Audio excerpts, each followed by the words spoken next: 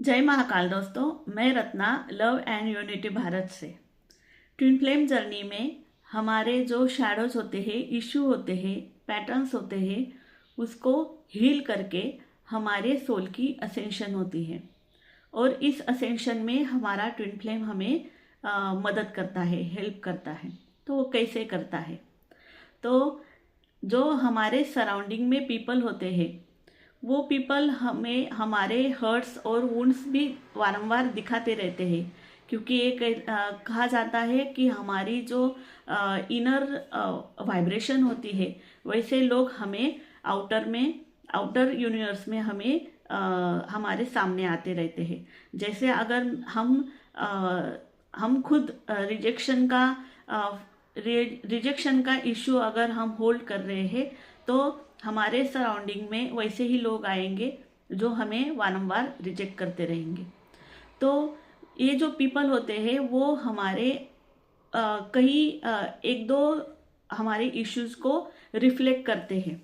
जैसे ये पीपल हमारे फेस के ऊपर अगर कोई जख्म हुआ है, हर्ट हुआ है, तो उसको दिखाने के लिए फेस लेंथ मिरर होता है।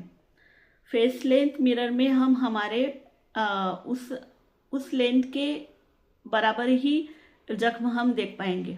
लेकिन जो फुल लेंथ मिरर होता है, उसमें हमारे सभी संपूर्ण बॉडी के जख्म हमें दिखाई देते हैं। वैसे ही हमारा ट्विन फ्लेम होता है। अन्य लोग जो होते हैं वो हमारे एक दो पार्ट्स को ही दिखा पाते हैं, लेकिन हमारा ट्विन फ्लेम हमारे पूरी तरह से हमारे सभी इश्यूज को, शैडोज को, पैटर्न्स को रिफ्लेक्ट करता है। और इसीलिए हम उस रिफ्लेक्शन की वजह से हम वारंवार ट्रिगर होते हैं, और उसको अगर हम हील करेंगे तो हम उससे बाहर निकल पाते हैं। इसीलिए ट्विन फ्लेम हमें हमारे वुंड्स और जख्मों से हमें बाहर निकालने के लिए हेल्प करता रहता है या हेल्प करती रहती है, और हम भी उनको रिफ्लेक्ट करते हैं। तो इसी को ट्विन फ्लेम मिररिंग कहते हैं। ट्विन फ्लेम मिररिंग की वजह से ही हम एक दूसरे के हर्ट और पेन को रिफ्लेक्ट करते हैं, उनको दिखाते हैं, वो हमें दिखाते हैं। और अगर हम उसको हील करते चले जाएंगे तो हम उससे बाहर भी निकल पाते हैं।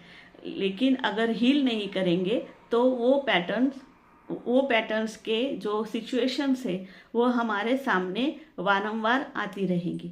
इसलिए हमें वो पैटर्न्स को अगर रिफ्लेक्ट हो रहा है तो उसको हील कीजिए इनर वर्क के टूल्स और टेक्निक्स के माध्यम से, और उससे बाहर निकलिए और अगली पड़ाव में जाइए। योगस्थ भव।